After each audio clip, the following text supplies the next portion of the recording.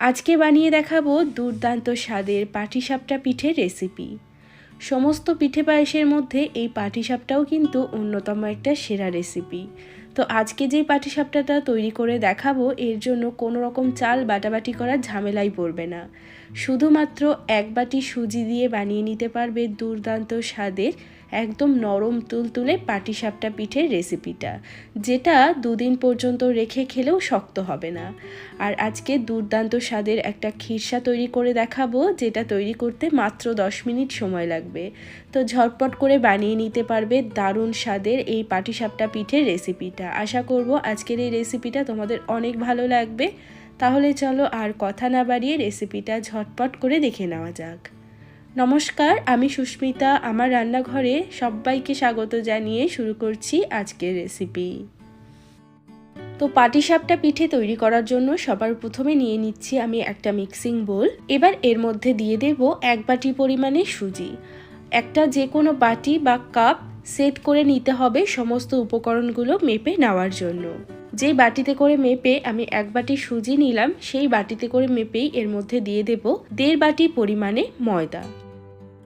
এবার এর মধ্যে আমি দিয়ে দেব সেম বাটিতে করে মেপে 1 বাটি পরিমাণে চিনি। তবে মিষ্টিটা তোমরা তোমাদের ইচ্ছে মতো কমিয়ে বা বাড়িয়ে নিতে পারো। এবার এর মধ্যে আমি দিয়ে দিচ্ছি 1 বাটি পরিমাণে লিকুইড দুধ। তবে দুধটা কিন্তু একটু উষ্ণ গরম আছে, একদম ঠান্ডা দুধ দিলে কিন্তু সুজিটা ভিজতে অনেকক্ষণ সময় লাগবে। তো উষ্ণ গরম দুধ এখানে আমি 1 বাটি দিয়ে দিলাম, দিয়ে একটু মিশিয়ে নেব। আরও 1 বাটি দুধ এবার আমি এর মধ্যে দিয়ে দিচ্ছি। এবার খুব ভালো করে সমস্ত কিছুকে মোটামুটি 5-6 মিনিট মতো সময় নিয়ে ফেটিয়ে নিতে হবে।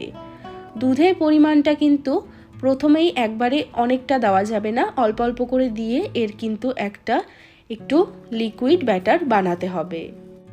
সুজি দিলে পিঠেটা যতটা ক্রিস্পি হবে, ময়দা দিলে পিঠেটা আবার ততটা নরম হবে।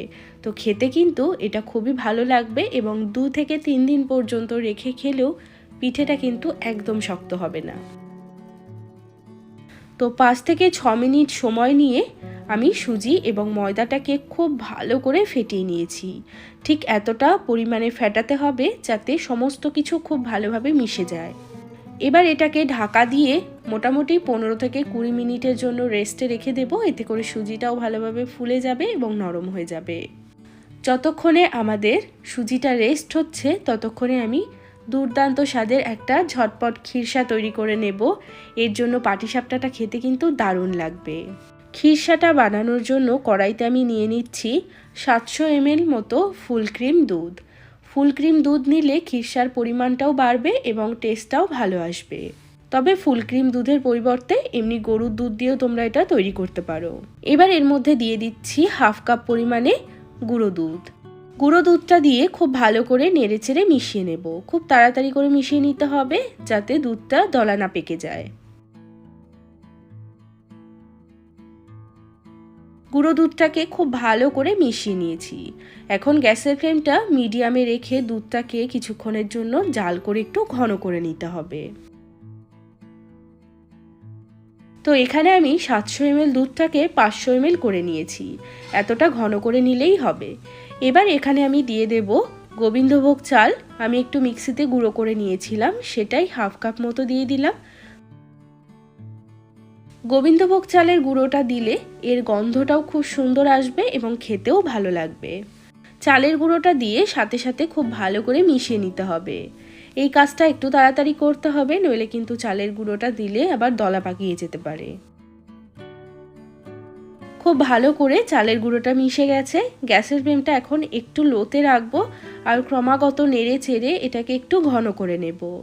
এই সময় যদি বেশি নাড়াচাড়া না করা হয় তাহলে কিন্তু কড়াইতে ধরে যাওয়ার একটা সম্ভাবনা থাকবে। তো দেখো এখানে চালের গুঁড়োটা অ্যাড করার পর মোটামুটি 6-7 মিনিট পরেই দেখতে পাবে দুধটা কিন্তু একদম ঘন হয়ে এসছে। এই পর্যায়ে আমি এখন দিয়ে দেব 1/2 কাপ মতো কোরানো নারকেল। ফ্রেশ নারকেল কোড়াটা নেওয়ার চেষ্টা করবে, তাহলে স্বাদটা কিন্তু ভালো লাগবে। আর তার সাথে দিয়ে দিচ্ছি সেম বাটিতে করে মেপে 1.25 বাটি মতো খেজুরের গুড়।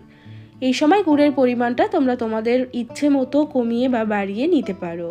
এবার সমস্ত কিছু খুব ভালো করে নেড়েচেড়ে মিশিয়ে নেব।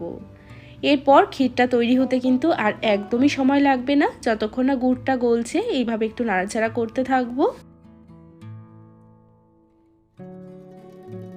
এখন দেখো গুড়টা সম্পূর্ণ ভালোভাবে গলে গেছে এবং খিরসাটাও কিন্তু অনেকটাই ঘন হয়ে এসছে।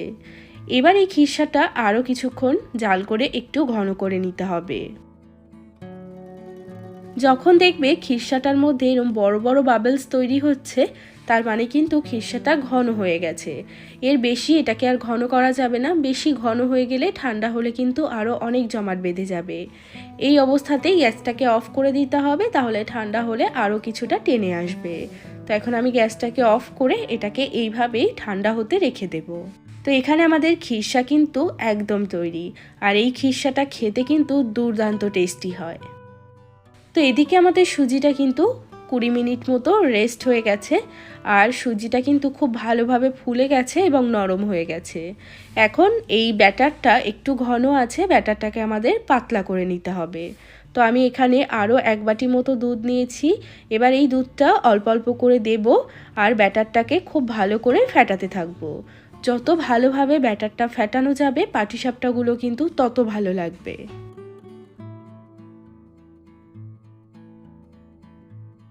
তো দেখো এখানে আমি সম্পূর্ণ 1 বাটি দুধ আবারও অ্যাড করে দিয়েছি। টোটাল এখানে আমি 3 বাটি কিন্তু দুধ নিয়েছি। তো দেখো পুরো 1 বাটি দুধটা দেওয়ার পর খুব ভালো করে এইভাবে কিন্তু ফেটিয়ে নিয়েছি। আর এই ব্যাটারটা তৈরি হতে আমার টোটাল কিন্তু 3 বাটি দুধ লেগেছে। এই ব্যাটারটার কনসিস্টেন্সিটা আমি দেখিয়ে দিচ্ছি ঠিক কতটা ঘনত্ব থাকবে। আশা করি ব্যাটারটা দেখেই বোঝা যাচ্ছে যে ব্যাটারের কনসিস্টেন্সিটা ঠিক কীরকম। একটা হাতার পেছনে এইভাবে দেখবে ব্যাটারটা খুব হালকাভাবে একটা কোটিং হবে। হাত দিয়ে এইভাবে সরালেই কিন্তু ব্যাটারটা পুরো সরে যাবে। তার মানে আমাদের ব্যাটারটা একদম পারফেক্ট তৈরি হয়েছে। আর ব্যাটারটা একটু লিকুইড ফর্মটা বেশি থাকলে তাহলে কিন্তু পাটিসাপটাগুলো তৈরি করতে খুবই সুবিধা হয়। তো এখানে আমাদের পাটিসাপটার ব্যাটার কিন্তু একদম তৈরি। আশা করি ব্যাটারের ঘনত্বটা দেখেই বোঝা যাচ্ছে। এবার পাটিসাপটাগুলো ভাজার জন্য আমি নিয়ে নিয়েছি একটা ফ্রাই প্যান। এর মধ্যে অল্প করে একটু ঘি ব্রাশ করে দেব। এবার এর মধ্যে 1 হাতা ব্যাটার দিয়ে দিচ্ছি আর ব্যাটারটা দিয়ে এইভাবে ফ্রাই প্যানটাকে একটু ঘোরাতে হবে। তাহলে দেখবে ব্যাটারটা সুন্দরভাবে ছড়িয়ে যাবে। আর ব্যাটারটা যদি একটু বেশি ঘন হয় তাহলে কিন্তু এটা ছড়াতেও অসুবিধে হয়। তো ব্যাটারের ঘনত্বটা একটু পাতলা রাখতে হবে, তাহলে কিন্তু খুব সুন্দর পাটিসাপটা তৈরি হবে। ওপরটা যখন ড্রাই হয়ে যাবে তখন এর মধ্যে দিয়ে দেব 2 চামচ মতো তৈরি করে নেওয়া খিরসা। খিরসাটা দিয়ে পাটিসাপটাটাকে এইভাবে ফোল্ড করে নেব।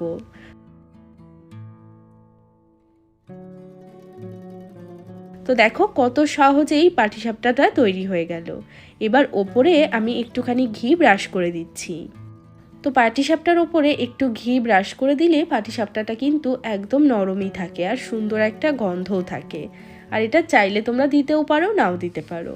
তো এখানে আমার একটা পাটিসাপটা তৈরি হয়ে গেছে। আমি আরও একটা পাটিসাপটা তৈরি করে দেখাচ্ছি।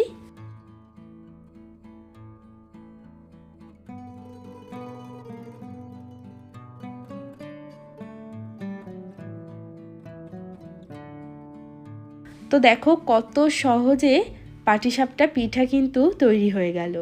আর এই পাটিসাপটাগুলো খেতে দুর্দান্ত হয়। তো এখানে আমি একই রকম পদ্ধতিতে সমস্ত পাটিসাপটা তৈরি করে নেব। তো এখানে আমার সমস্ত পাটিসাপটা পিঠে তৈরি হয়ে গেছে। আর পিঠেগুলো দেখতে দেখো কতটা সুন্দর হয়েছে, একদম সাদা ধবধবে। তো এই পিঠেগুলো তোমরাও কিন্তু এইভাবে বানিয়ে নিতে পারবে। যারা কোনো দিন পিঠে তৈরি করনি তারাও কিন্তু একবারেই পাটিসাপটা পিঠে তৈরি করে নিতে পারবে। আর এই পাটিসাপটাগুলো খেতেও কিন্তু দুর্দান্ত টেস্টি হয়। 2 থেকে 3 দিন পর্যন্ত রেখে খেলেও পিঠেগুলো একদম শক্ত হবে না। তো এই শীতে অবশ্যই তৈরি করে দেখবে দুর্দান্ত স্বাদের এই খিরসার পাটিসাপটাটা।